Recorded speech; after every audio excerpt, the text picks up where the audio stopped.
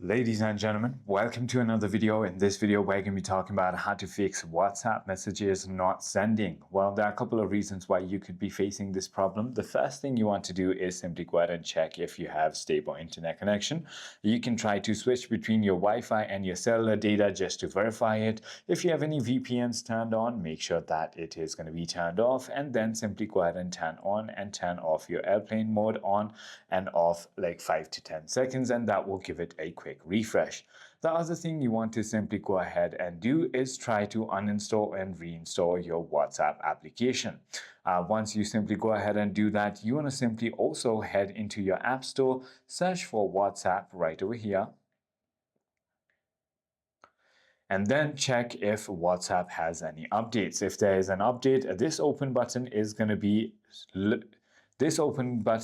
to look like a blue update button rather than just open.